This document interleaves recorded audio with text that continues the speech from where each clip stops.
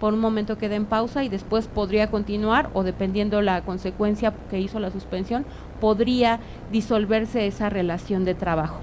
Pero en el caso de las relaciones de los trabajadores de buques o de la gente del mar, tenemos que cuando por alguna causa ajena a la naviera se tiene que hacer un amarre temporal de la embarcación, entonces la relación de trabajo se suspende, no existe obligación por parte del armador respecto de los trabajadores, más que en su caso, si fuera alargado repatriarlos, llevarlos al lugar de origen en donde fuera necesario.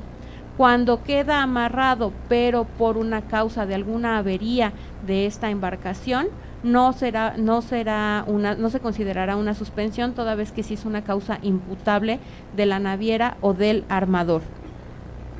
Tenemos causas especiales de relación. Si bien es cierto, una causa de rescisión en el artículo 47 de la Ley Federal del Trabajo es el no presentarse a laborar por más de 3 días de manera injustificada en un periodo de 30 días, en el capítulo referente a los trabajadores de buques, la falta de asistencia del trabajador a bordo a la hora convenida para la salida, o que presentándose desembarque y no haga el viaje, pues sería una causa de rescisión, y creo que es perfectamente comprensible, porque pues si el buque zarpa, ya no habrá manera de que este trabajador preste sus servicios. Entonces, pues si se ve reducida esa oportunidad que a lo mejor los trabajadores comunes tienen, que hasta con 3 inasistencias, pero pues aquí con el hecho de no iniciar el viaje en el buque, pues entonces se rescinde la relación de trabajo.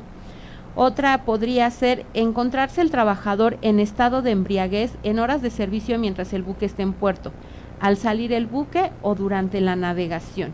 Esto quiere decir, en las condiciones normales de una rescisión de trabajo es presentarse el trabajador en estado de embriaguez. Pero ¿qué pasa aquí? Aquí podemos tomar en consideración que todo el tiempo el trabajador está en el buque. Tiene delimitada su jornada de trabajo, cómo se va a distribuir las horas en las que va a prestar su trabajo. A lo mejor vamos a poner un horario muy común, de las 9 a las 6 de la tarde va a prestar sus servicios. Pero eso no significa que a partir de las 6 de la tarde, mientras se encuentren en alta mar, el trabajador puede estar en estado de embriaguez, porque también podría ser una causa de rescisión.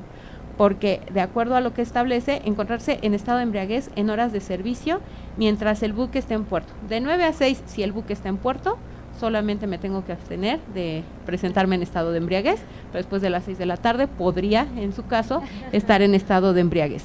Pero al salir del buque o durante la navegación, ya no puedo estar, aunque esté fuera de mi jornada de trabajo.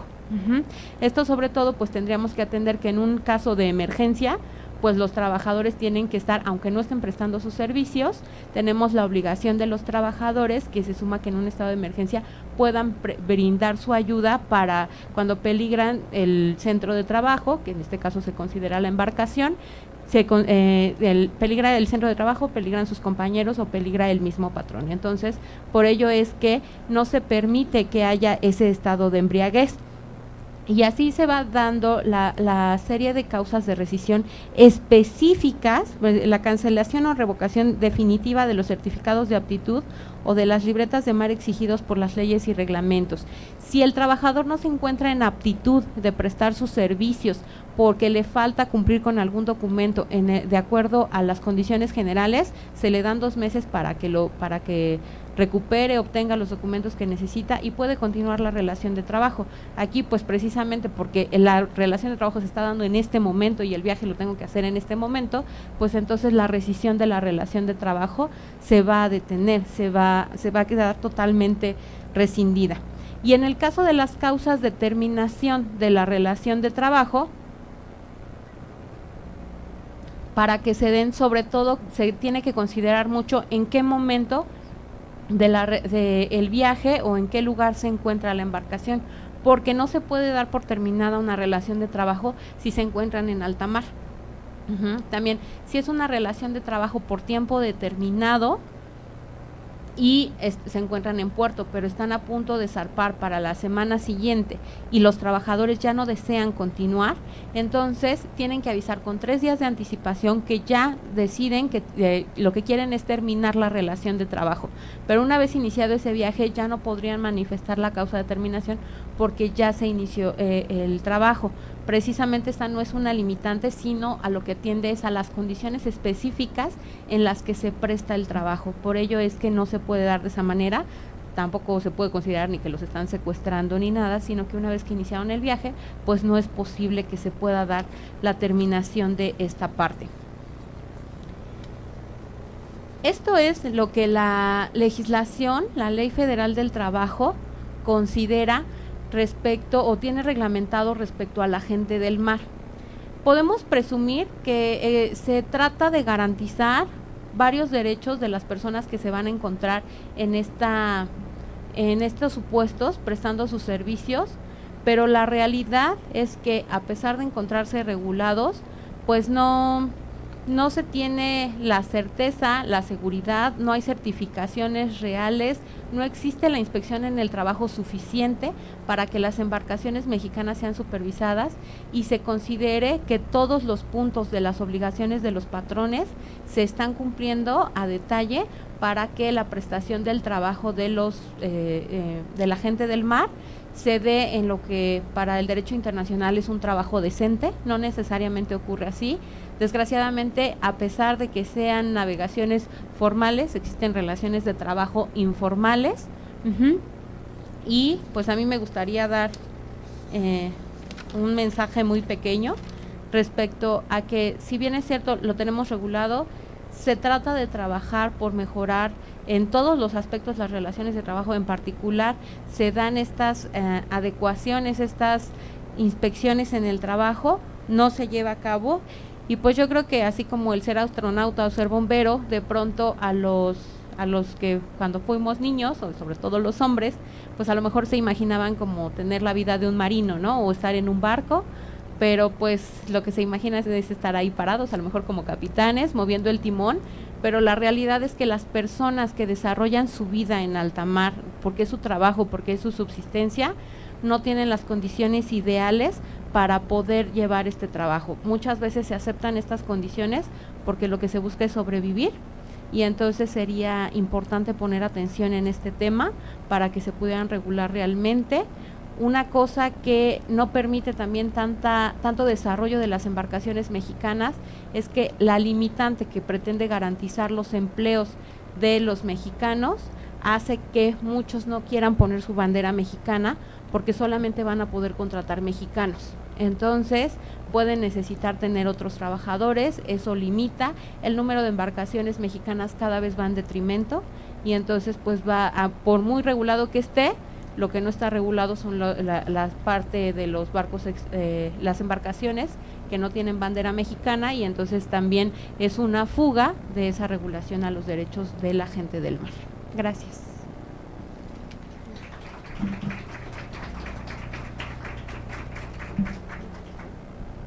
Procederemos a darle la palabra a María José González, por favor, estudiante de la Facultad de Derecho. Gracias.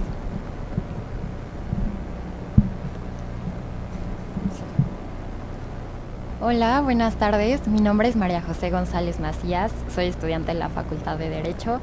Y bueno, yo, como mencionó la profesora, es un tema muy sensible, la regulación que existe en el mundo y en México sobre la protección a los derechos humanos de los trabajadores del mar. Normalmente no sabemos bien, solo lo que vemos en las películas, imaginamos que es lo que pasa con la gente del mar y que viven muy felices siendo capitanes, y la verdad es que no es así, y es todo un tema que creo que México debe de proteger más. Y bueno, yo les hablaré especialmente sobre el ámbito internacional de la regulación de estos trabajadores. Es importante recordar que México es parte de muchísimas organizaciones y tratados internacionales, es decir, que tiene obligaciones como Estado de proteger a su gente frente a otros estados y frente a las adversidades que pueden llegar a tener estos. México, como parte de una organización internacional, tenemos a la OEA, que es la Organización de los Estados Americanos. Esta organización, bueno, como sabemos, cuida los derechos humanos y los derechos de las personas que son parte de estos estados americanos.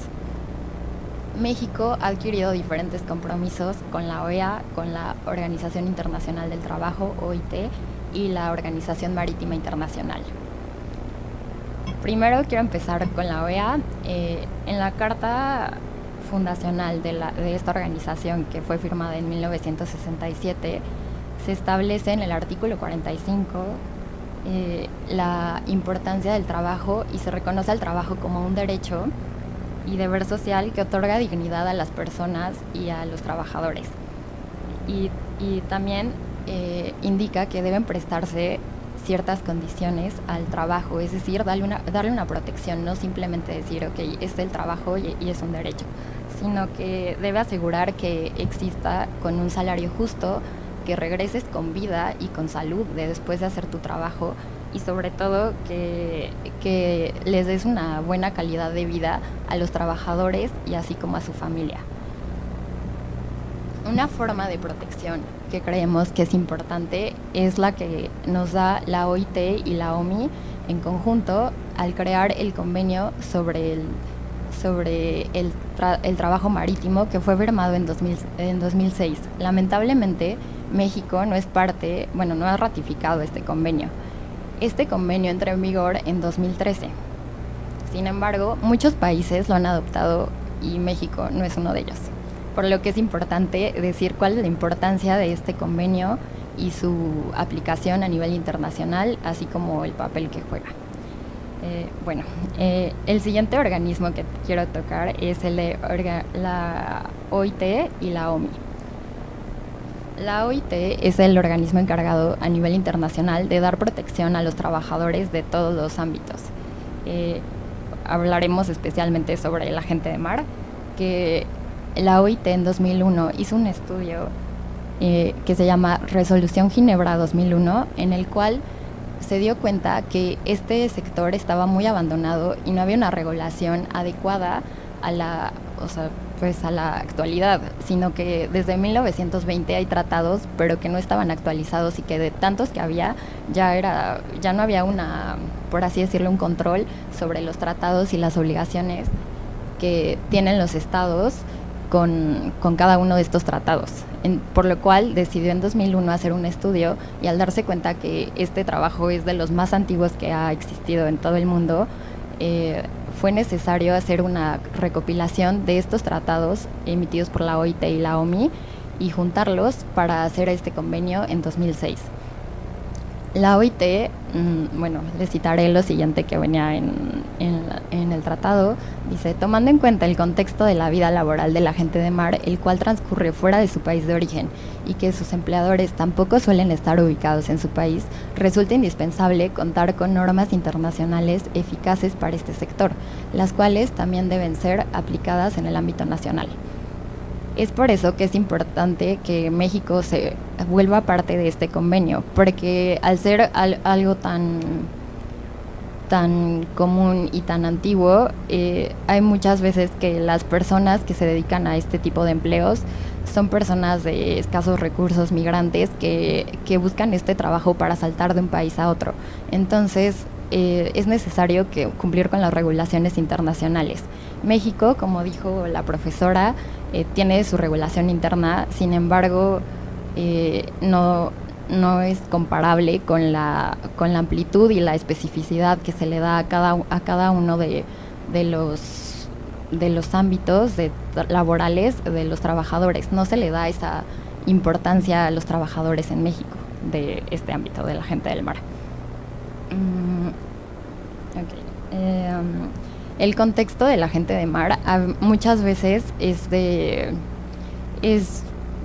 vulnerabilidad, ya que a veces ni siquiera tienen alimentos, por ejemplo, cuando se quedan en naufragios o hay una cuestión de abandono que les explicará mi compañera, que ni siquiera se les puede garantizar sus derechos y que muchas veces ni siquiera están conscientes de qué tipos de derechos y obligaciones tienen ellos y su patrón, por lo cual es importante, ya que en este convenio bueno, les diré en grandes rasgos que protege, que es la protección de salarios, la condición de empleo justos, la cual las condiciones las hacen junto con su empleador, es decir, no es como que nada más les imponen un trabajo, sino que prevé que ellos negocien el salario más justo y las vacaciones, etc., y así como que les da seguridad de que tienen repatriación, que es algo muy importante, ya que les asegura que pueden regresar a su país, ya que normalmente estas actividades, como se realizan de un país a otro, muchas veces ni siquiera tienen el acceso al país al que van de destino, no son legales allá, entonces es importante darles esta protección. Otra parte muy importante de este convenio es la certificación que maneja. La certificación se da por 5 años y esta ayuda a evitar retrasos cuando, por ejemplo, México llega al puerto de París, ¿no? Bueno, no de París, de Francia, perdón, a Marsella, al puerto de Marsella. Y Francia es parte de este convenio y México no lo es. Entonces, al llegar allá, Francia tiene que cumplir con las regulaciones del convenio y con todas las estándares y así como las pruebas de que la embarcación mexicana ha cumplido con todo eso y que las condiciones de vida de los trabajadores del mar son adecuadas y respetan sus derechos humanos. Entonces, aunque México no sea parte, se le van a exigir que cumpla con esas regulaciones, por lo cual a nosotras nos parece muy lógico que mejor se quite de eso y firme el convenio y así pueda ya tener como con esa palomita y lograr entrar más rápido al puerto sin tener tanto retraso, porque como también mencionó la profesora, en México hay no hay tantas embarcaciones con bandera mexicana porque justamente no dan esta protección y no hacen que las personas digan, ay sí, qué padre, voy a poner mi barco y le voy a poner bandera mexicana. Prefieren ponerle una bandera francesa, estadounidense, que les dé esta protección a sus trabajadores y también a sus mercancías. Bueno,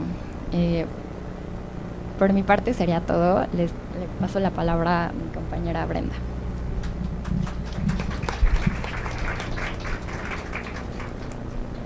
Hola, buenas tardes. Voy a tocar uno de los temas más importantes, que es una de las violaciones más grandes que existe a los derechos humanos de la gente del mar, que se llama abandono. Para empezar, ¿qué es el abandono?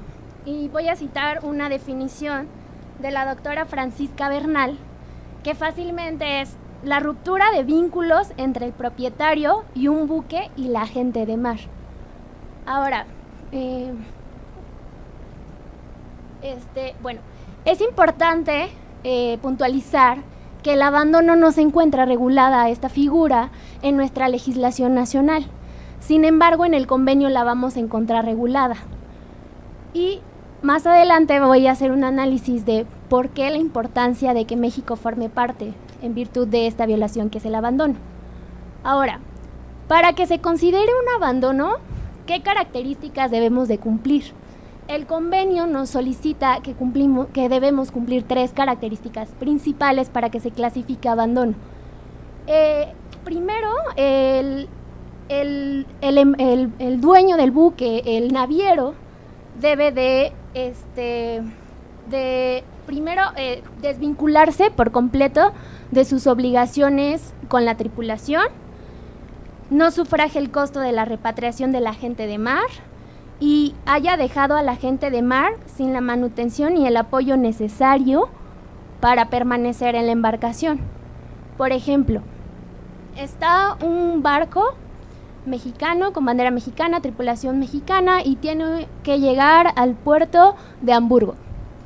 Entonces, cuando llega a Hamburgo, se da cuenta que no es viable económicamente pagar todos los derechos que se necesitan para estar en ese puerto y que está en una insolvencia.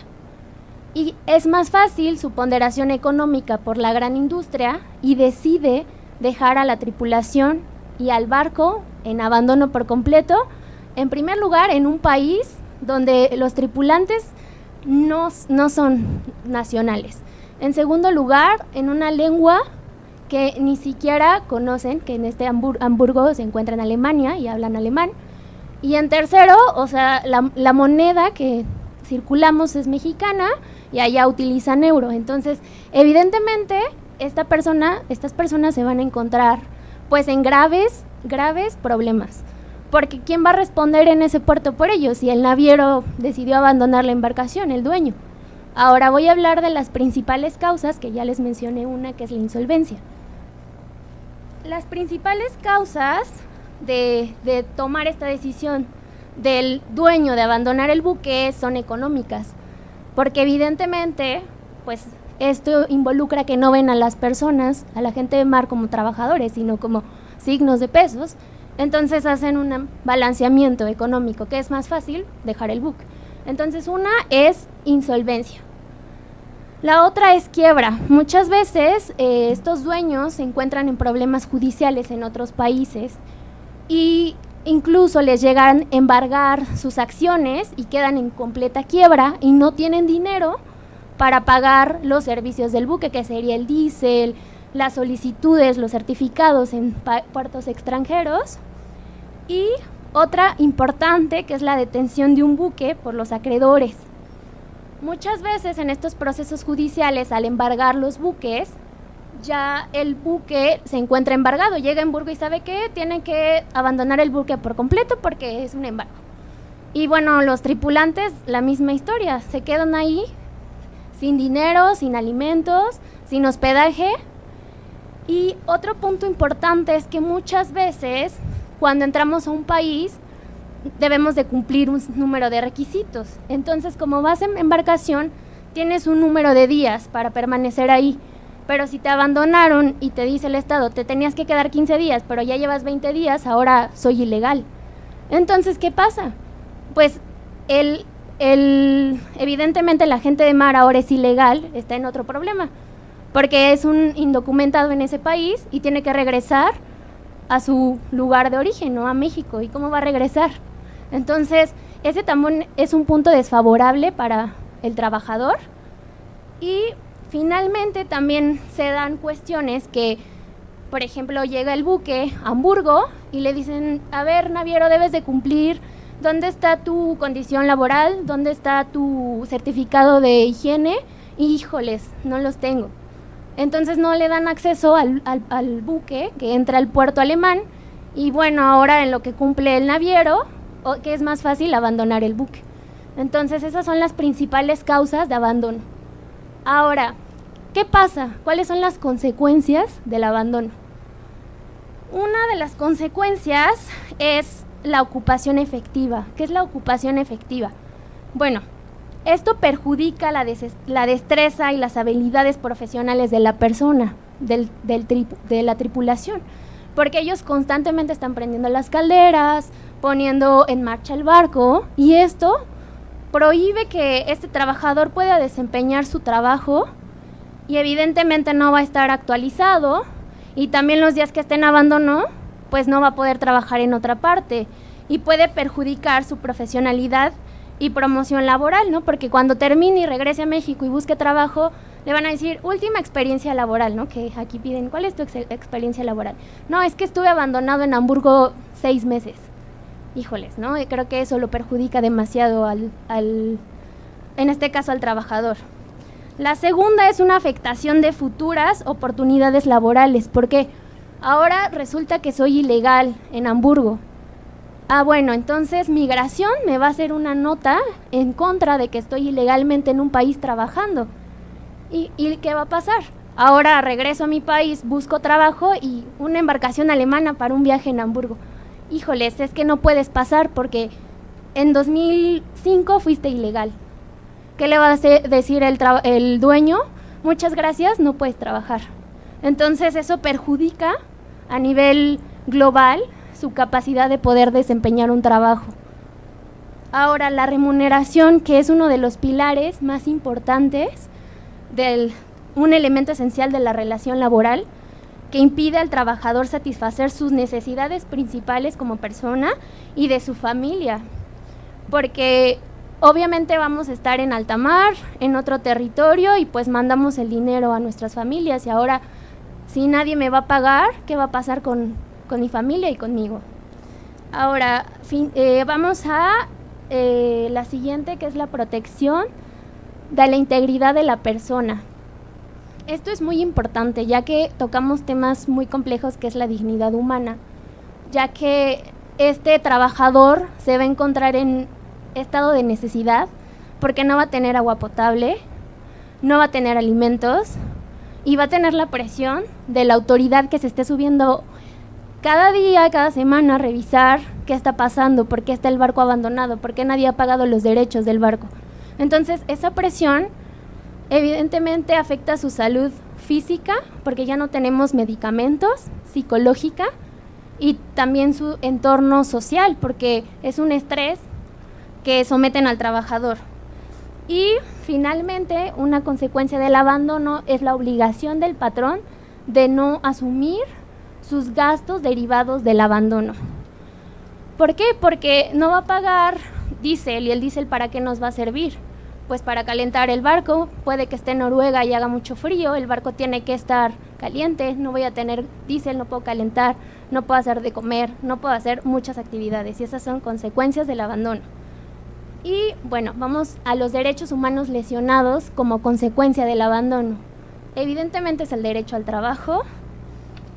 Tenemos también el derecho a la seguridad e higiene en el trabajo por las situaciones precarias, el derecho a condiciones justas de trabajo, derecho a una remuneración mínima que tenemos todas las personas que desempeñamos un trabajo, y derecho a la tutela de los créditos en caso de insolvencia por parte del empresario. Y vamos a hablar de qué dice la Organización Mundial Marítima Internacional de esto. Bueno, la Organización Marítima tiene una obligación de registrar todos los incidentes que se realizan. Algunos no son registrados. Bueno, desde el 2004 hasta el 2018 se resolvieron 175 casos, fueron resueltos. Pero estamos hablando de 366 incidentes, solo 175 resueltos, 77 casos fueron controvertidos, 52 estuvieron inactivos, 52 casos ni siquiera fueron resueltos, y 10 casos ni siquiera cuentan con la información suficiente para dar qué pasó, seguimiento a ese caso, y afectaron a 4.866 tripulantes en estos incidentes de abandono. Y de 2018 al 31 de diciembre del 2018 se registraron 44 casos. Y vamos a hablar de 2 casos que han pasado en México. Y bueno, uno de los casos fue en 2007, que estos casos son de abandono de tripulación mexicana, es decir, tripulantes, gente de mar mexicana. La bandera era Belice, era un barco de Belice, con tripulación italiana, mexicana y americanos. El puerto de abandono, Veracruz, México. ¿Qué pasó? El tripulante informa a la Capitanía de Puerto que ya no tienen recursos, que están en estado de necesidad, que están abandonados, y en este caso notifican a la Federación Internacional de los Trabajadores de Transporte, que es una organización, una ONG que ayuda a los trabajadores del transporte, y ellos son los encargados de gestionar ayuda para que regresen a sus hogares las personas, dinero para que sigan subsistiendo en el barco, porque pues si me bajo también soy ilegal del barco, evidentemente. Y bueno, ese fue un caso, y el gobierno en este caso pues resolvieron esta ONG y salió favorable. Y el siguiente caso es uno de los más indignantes, que fue el caso Alois, que en 2008, y teníamos mexicanos, tripulación mexicana, y americanos, estadounidenses. Puerto de abandono, Países Bajos, Holanda. Y las circunstancias, igual el capitán avisa las circunstancias del puerto, le avisan a las organizaciones, y bueno, el único que se encargó de denunciar este estado fue Estados Unidos. Vemos omisión por parte de México, y Estados Unidos se encargó de gestionar y de repatriar a sus nacionales, y del mexicano pues no sabemos qué pasó con él. Y me gustaría terminar este tema con una reflexión, que es que el abandono subyace una idea de propiedad del trabajador en el que ahora no hay rastro alguno de dignidad humana. Y de hecho esta doctora, la doctora Francisca, lo califica como una nueva y moderna forma de esclavitud debido a las circunstancias en las que vamos a encontrar a los trabajadores. Y bueno, de mi parte ha sido todo por el tema de abandono y vamos a pasar al siguiente tema.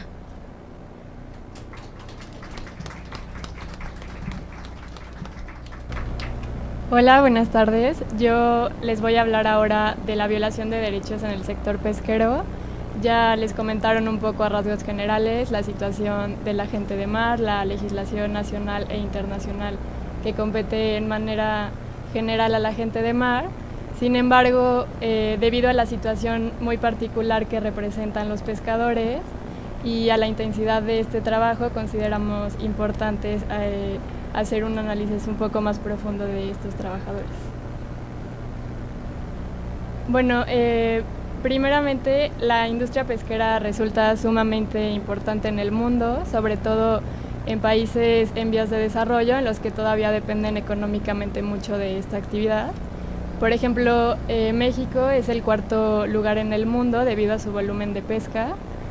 Y bueno, además existen 58 millones de personas que laboran en esta industria, entonces podemos ver la magnitud del sector pesquero.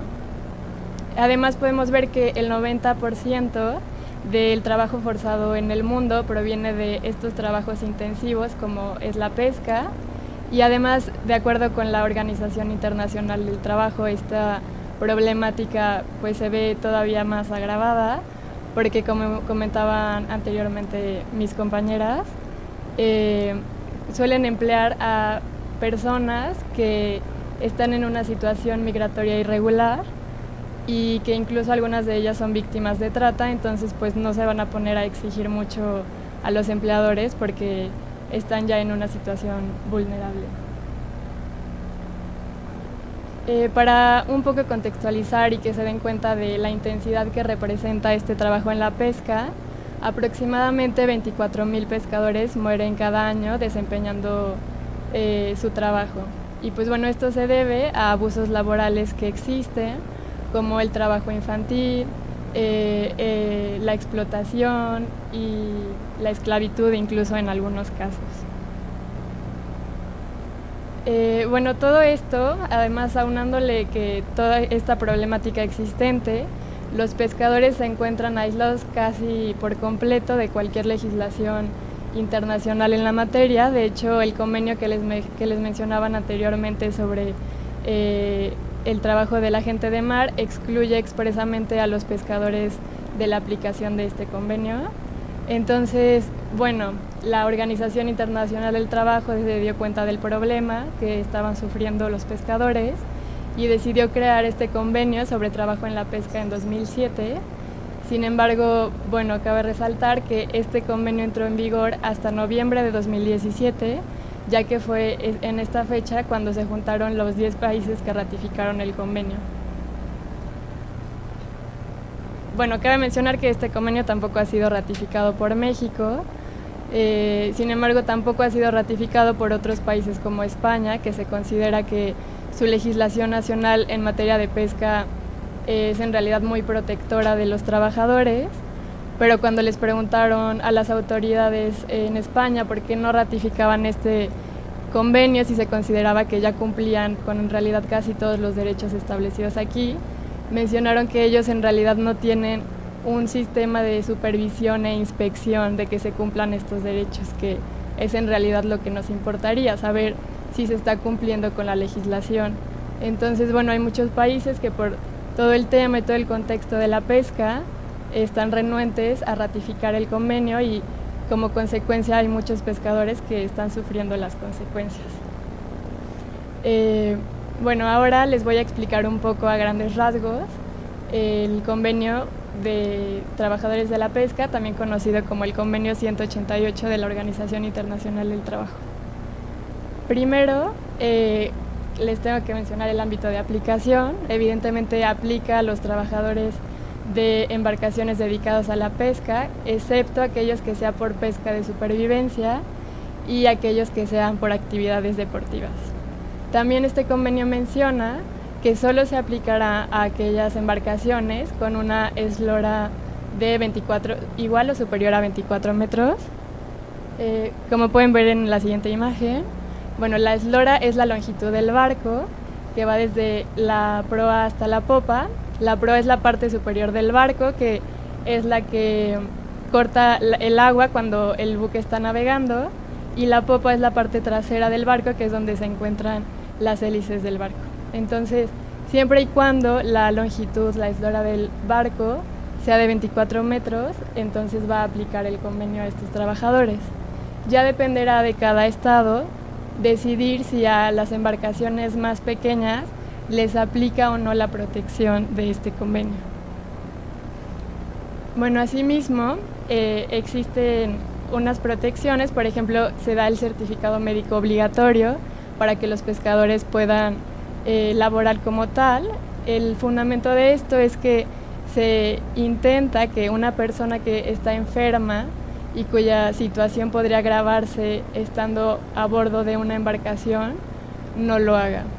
Entonces, este certificado depende de cada estado mencionar en su legislación nacional cada cuánto se va a tener que volver a hacer, cuál va a ser la validez del mismo, pero el convenio establece que máximo tendrá una duración de 2 años y, bueno, además si son trabajadores menores a 18 años, tendrá una duración máxima de 1 año. Además, el Estado va a decidir cuáles son las autoridades pertinentes para realizar este certificado y el trabajador tiene derecho a que si se realiza un primer chequeo médico y se considera que no es apto para laborar, puede realizar un segundo chequeo para verificar que efectivamente no está en condiciones de ser un pescador.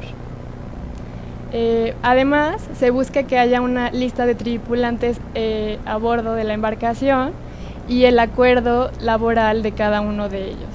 Esto a fin de que si alguna de las autoridades considera pertinente que se haga una inspección para saber si se está cumpliendo con las obligaciones del convenio y que en realidad todas las tripulantes cuenten con su acuerdo, ellos puedan verificar que estos acuerdos cumplan con todos los derechos establecidos en el convenio y que además estén entendibles de forma que todos los pescadores sepan los derechos a los que pueden acceder de acuerdo a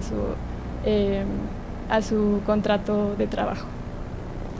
Además, bueno, ya mencionaron la problemática de las repatriaciones. Como regla general, el propietario de la embarcación es el responsable de cubrir todos los gastos de repatriación. El Estado, sin embargo, tiene que especificar cuándo la persona tiene derecho a ser repatriada, por ejemplo, cuando se termine el acuerdo laboral o cuando, no sé, si el pescador enferma y ya no puede continuar prestando sus servicios, entonces tiene derecho a ser repatriado. Sin embargo, hay ocasiones en las que si se considera que el trabajador incumplió gravemente alguna de sus obligaciones, de acuerdo con el acuerdo de trabajo, entonces él tendrá que pagar sus gastos para ser repatriado. Estos pescadores también tienen derecho a la seguridad social, a alojamientos y alimentos a bordo. Aquí hay especificaciones muy concretas de cuánto tienen que medir cada cuarto, de cómo tienen que estar los espacios y además tiene que haber agua potable suficiente para todas las personas que se contempla van a estar a bordo de la embarcación y de acuerdo con los días que se tiene esperado que dure el trabajo. Además, todos los alimentos tienen que ser suficientes y de calidad.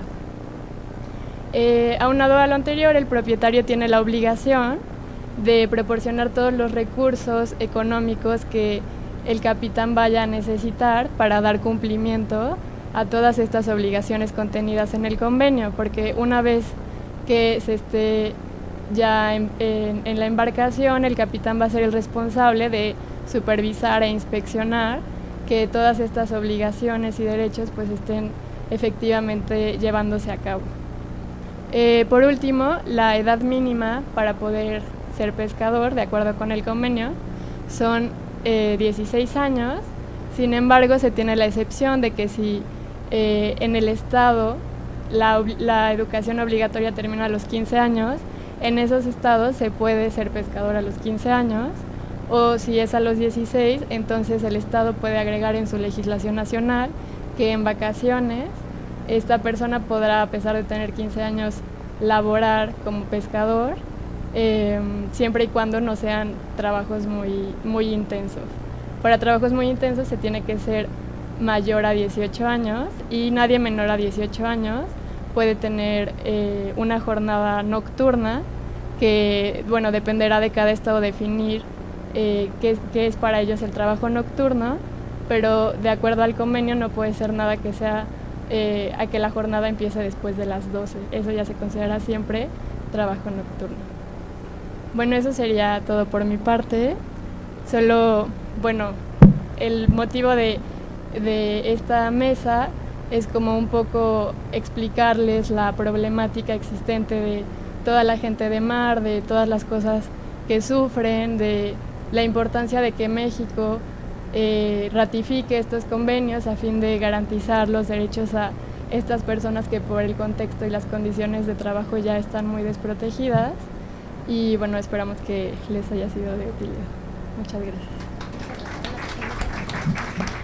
Y bueno, como dato cultural se podría decir, este año la Organización Marítima declara que es el año de empoderamiento de la mujer.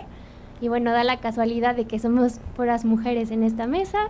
Y bueno, para que recuerden que este es el año de empoderamiento de la mujer, con eso finalizamos y vamos a pasar a los reconocimientos y muchísimas gracias por su asistencia.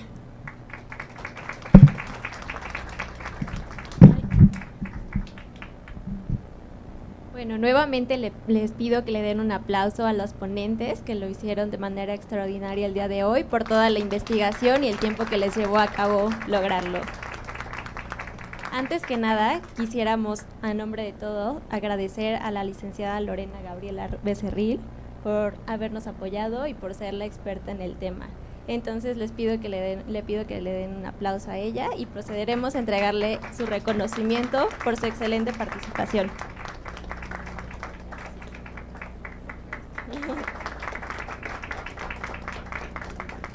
A continuación, procederemos a entregarle el reconocimiento a María José González Macías por su participación en esta mesa redonda. Muchas felicidades.